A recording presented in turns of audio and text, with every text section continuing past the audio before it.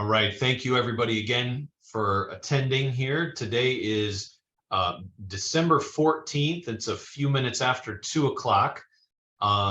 This has turned into a rather noteworthy day for a couple of underlying reasons. Some of them are unique to MSU and its plan and some of the things that are going on. We'll get into that a little bit later. Once again, we have timed this presentation to be within minutes of a decision from the Federal Reserve about interest rate policy. And yesterday we had some information on inflation and things like that. So we're going to talk about all of those things here. As I said, this can very much be an interactive session. If you have questions, you can use the chat feature that will come to me. And you can also take yourself off of mute and ask things as we go along. We will have time at the end for specific questions as well. So I don't think we will take an exceptionally long time today, but we will certainly hang on here if you have ongoing questions. So with that, I think Andy Melnick, our research partner from Skyview, is going to probably take the floor first. And Andy, just to kind of set it off here, there's a lot going on, seems like, and then there's a lot that's not going on. And I think when we're in one of these times, everything that's happening in the market is being blamed on basically the same thing, which is short-term wise, at least, interest rates and inflation and how one is driving the other, and how all of the different economic news that's coming out is basically being viewed through the same lens. A lot of it, I think, is probably noise, but we're in one of those fun cycles where good economic news is bad for the market and bad economic news is good for the market, at least in the day-to-day basis. So as much as we hate to talk about day-to-day, I just thought I would kind of turn it over to you to just to kind of comment on those few things and go from there. Well, Michael, thank you, and welcome to those on board and those who may be watching the recording. There is a lot of noise, and I would say from the point of view of your investors in StraightLine, and StraightLine tends to look at a longer term outlook than just day to day. And I think that's the perspective to take a look at. You can listen to all the heads on CNBC or Bloomberg. They're basically talking very short term. And I do think from a perspective of your client, the people listening, et cetera, that a little more vision is required.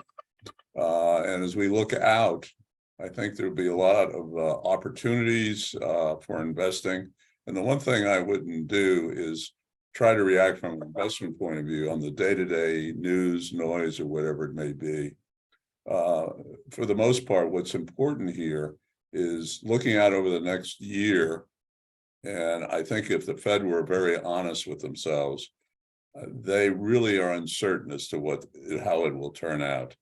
And if they are uncertain, then the rest of us have to be put in a position which makes it more difficult. And that's the reason I think that if you look out a little further, there are going to be a lot of opportunities for investors of longer term as we go through the change in our economy as a result of the events that have occurred in the last 2 years. One is COVID, zero COVID policy in China.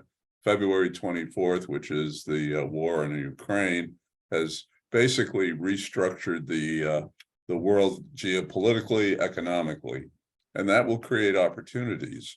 I think among the opportunities will happen, for example, is in climate and green.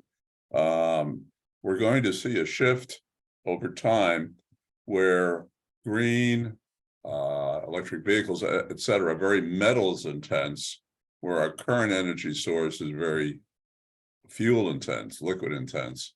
And that'll create opportunities from an investment point of view, and that you need to look at longer term. Again, the restructuring of the world will see a much of manufacturing and supply chains move out of China currently for two reasons. One, because zero COVID has created a lack of confidence to some degree in the stability of supply out of China. And two, China itself is going to go through change. We're seeing that just going from zero COVID to all COVID. I don't know what else you call it. And also their population is declining, which means they have to refocus their economy up the value chain, which means that putting it all together, that the supplies will be either moved to other parts of Asia, Southeast Asia, like Malaysia, the Philippines, or the subcontinent India, or more importantly, back to North America. And North America, I think, will gain quite considerably from the changes that we're likely to see as what's called reshoring comes back to the United States. Again, it's a lengthy process, but the second point is in the United States, the workforce is growing very slowly, and yet it's growing faster than most of the rest of the developed world, but it's growing slowly. Immigration is slowed or non-existent to some degree, but it's there. And what it means is, and it may sound scary to people, but it means that we're going to have to focus on more automation technologies because of the shortage of workers, and particularly the skilled workers, not people like myself. I'm totally unskilled, but the skilled workers there's a shortage of them. I'll give you a classic example. Raytheon, which makes the Javelin that's being used anti-tank weapon in the Ukraine, hasn't been produced in about 10 years. And Raytheon, to reproduce it, had to recall retired workers with the skills to do that. And so there's a lot of skilled workers as the baby boomers have the average baby boomer is now 65. So a lot of retired. I'm talking to many of you, I'm sure. And more are coming. And as a result, the skilled workers are leaving the workforce. And there's a shortage of skilled workers and the shortage of workers in general because of the population growth and other reasons, which I don't want to get into, not important. And so automation technologies are going to become more critically important in this country. And so from the point of view of investing, that becomes important. And how you distribute differently becomes important. So there's going to be a lot of change, which if you look back past the current ups and downs of the Fed policies and all the noise on CNBC, there's a lot of opportunities out there as far as I'm concerned. And I think from your perspective also, baby boomers have acted like a moving through a snake, a big something moving through a snake. And when I started in the business on Wall Street, I was a beer analyst, and the baby boomers were just turning 21.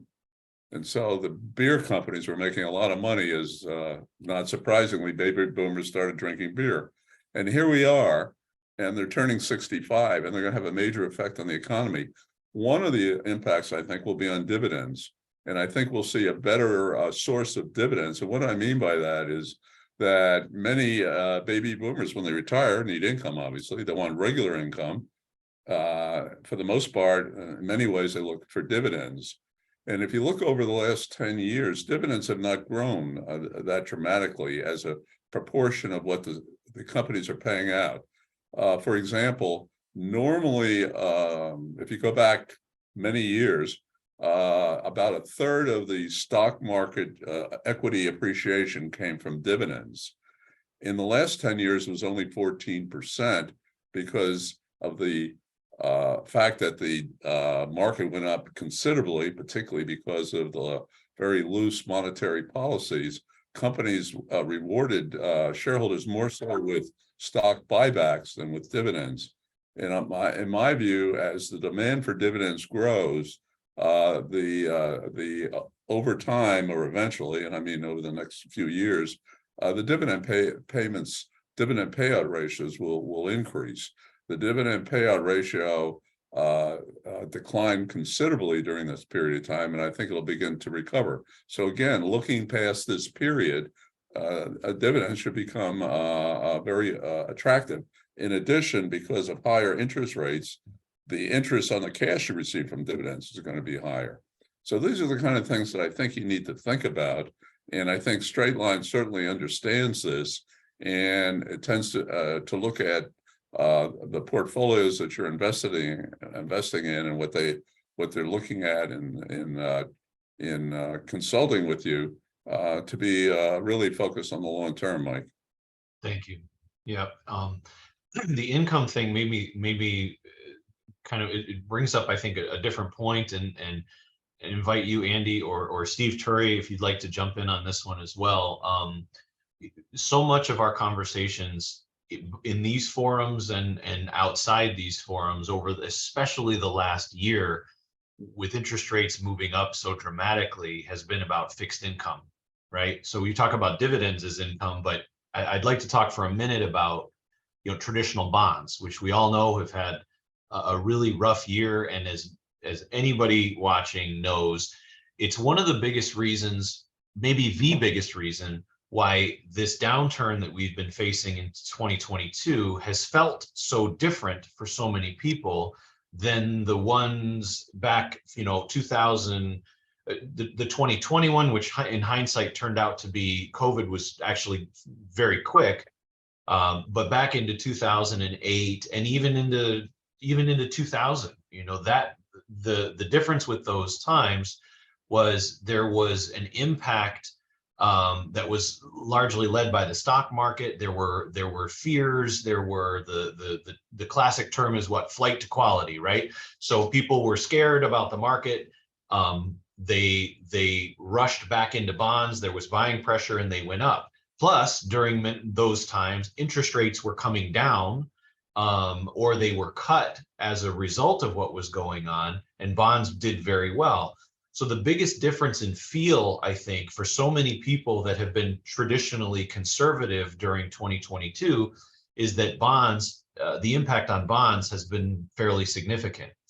And so with that as a backdrop, the other thing that's kind of unique, and I'd love to hear your thoughts on it, where we are now, we talk about the yield curve, right? And for people who are not familiar with that term, it's basically a graphical representation of the yields of different types of bonds as they increase in duration, in time.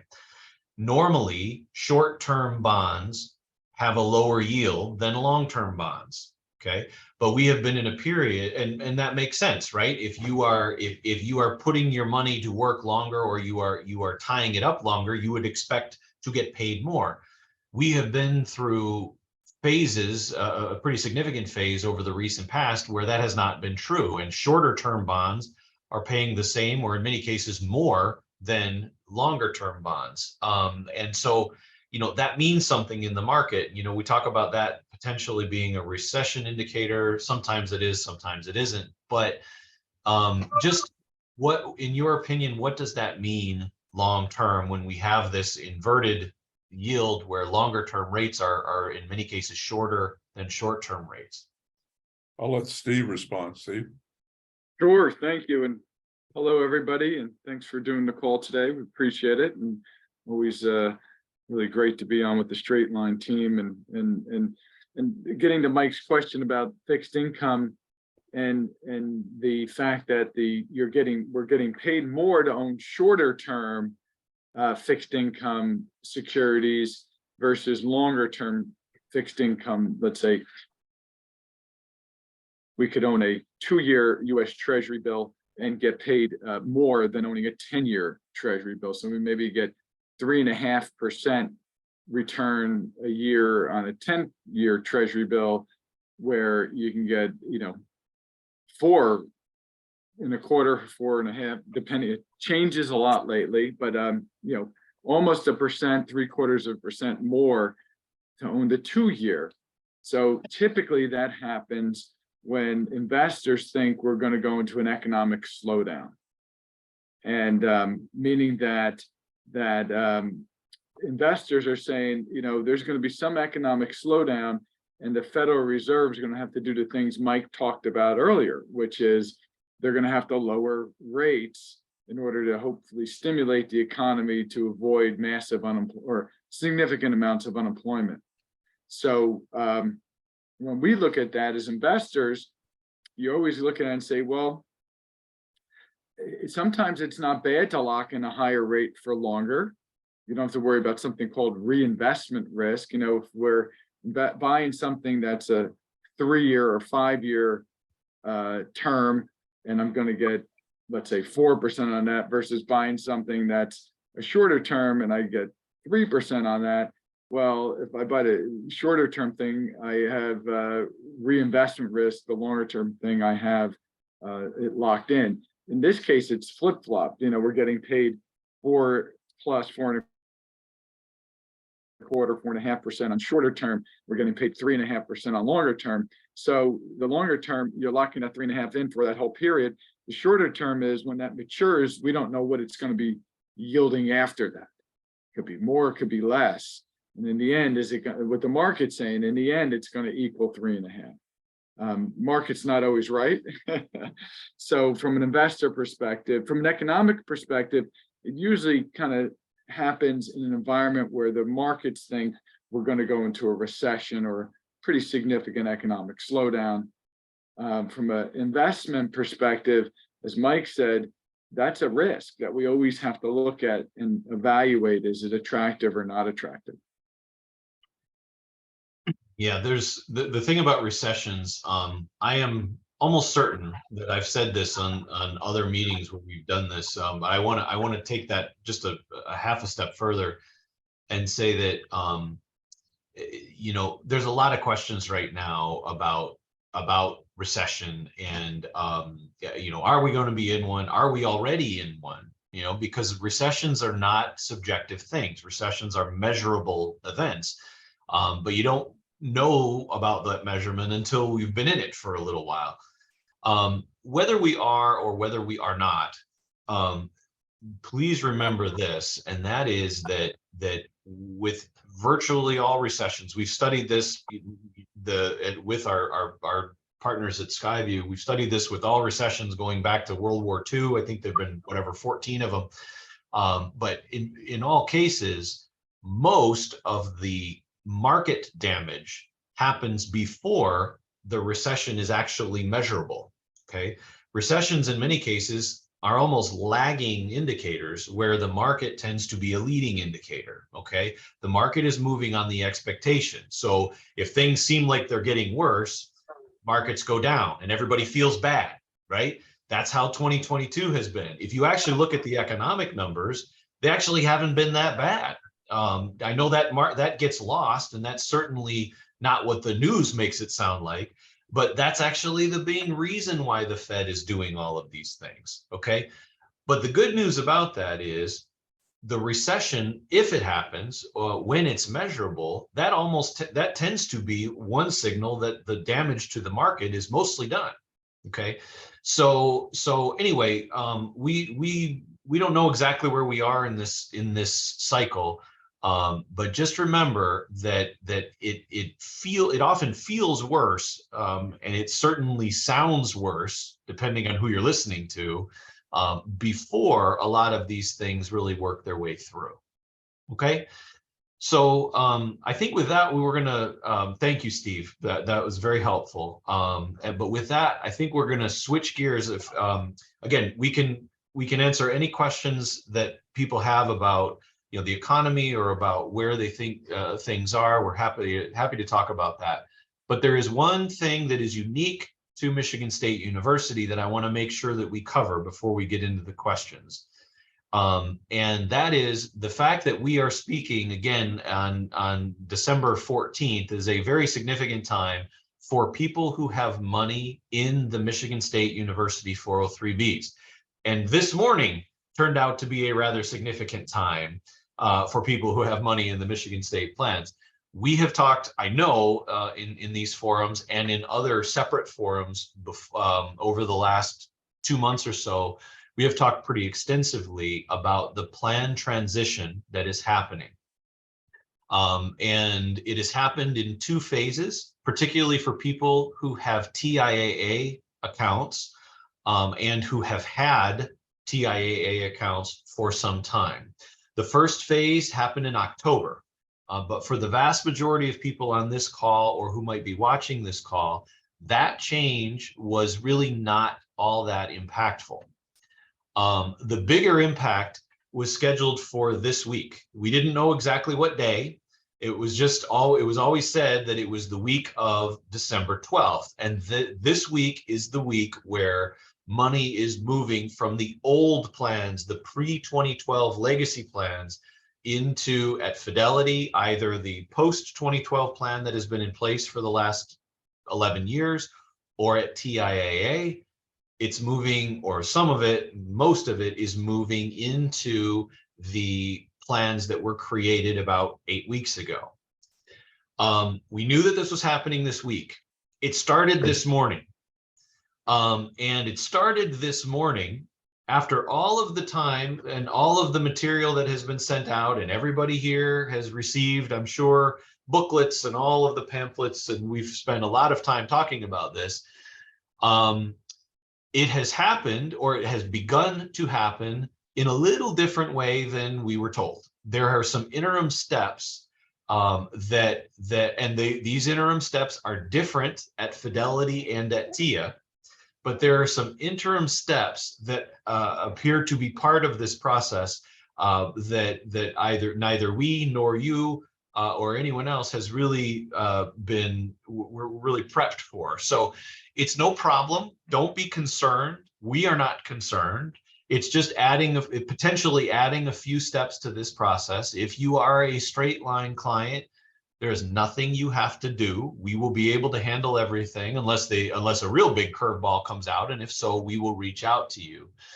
But some things have moved within the accounts and have added a little bit of extra processing to this thing that was not shared with anyone beforehand.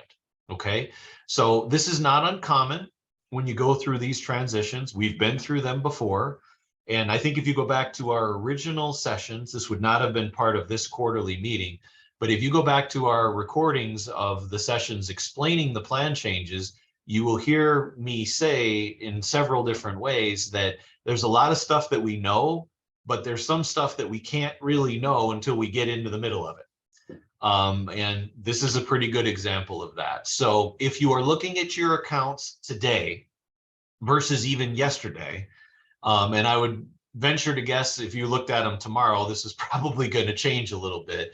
But if you are looking at your accounts right now, they might look a little weird, and you might get some confirmations that some trades have happened and all of these things.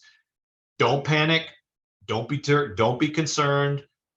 We are monitoring this very, very closely. We still anticipate that the end point, which might happen tomorrow for all we know, the end point of where they said everything is going to go still appears to be the end point. And it just appears that they've thrown a couple of extra steps into this that they had not previously talked about. Okay, I know that doesn't have a huge amount of detail. But again, getting way into it, the detail at Fidelity is different than the detail at TIA, which is different than the detail at the other legacy providers like Vanguard, which as of 2:33 p.m. Eastern time on the 14th still has not moved. But 5 minutes from now, this answer might be different. So anyway, the main point of this is not to get into the details, but just to simply say, it's happening. We knew this was going to happen this week. We are watching it very closely. We will step in if we need to make any further adjustments. But if you're looking at your account right now, it might look a little unusual compared to where it was yesterday or the day before, or where you might have expected it to be. We'll let it shake itself out, and then you will definitely hear more from us in the future here. And that future might be hours, it might be days, it might be a week or two, but you will hear from us as we know more. Okay? So with that, I will pause and see if anybody has any questions. Again, you just have to unmute yourself to ask them, or feel free to type it into the chat. Any questions?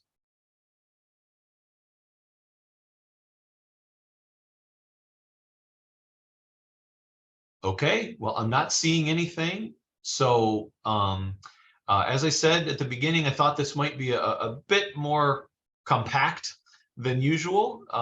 There's a lot going on, but ultimately, you know, the market has definitely calmed down from where it was a few weeks and months ago. We don't know if that's going to remain to be, and will be the story that leads us through the end of the year. We hope that it is, for many reasons, but we will be here. We will be monitoring things. We will be making further adjustments if needed. We have made some adjustments, as many of you know, in the very recent past. That was unrelated to this plan transition. Okay, that was simply an adjustment to the portfolios themselves. If you have any questions about that or about anything else related to these things, feel free to reach out to us separately. So thank you, everyone, for coming in, and we will wish everyone a happy holidays, and we look forward to speaking with you again soon. Thank you. Happy holidays. Thank you.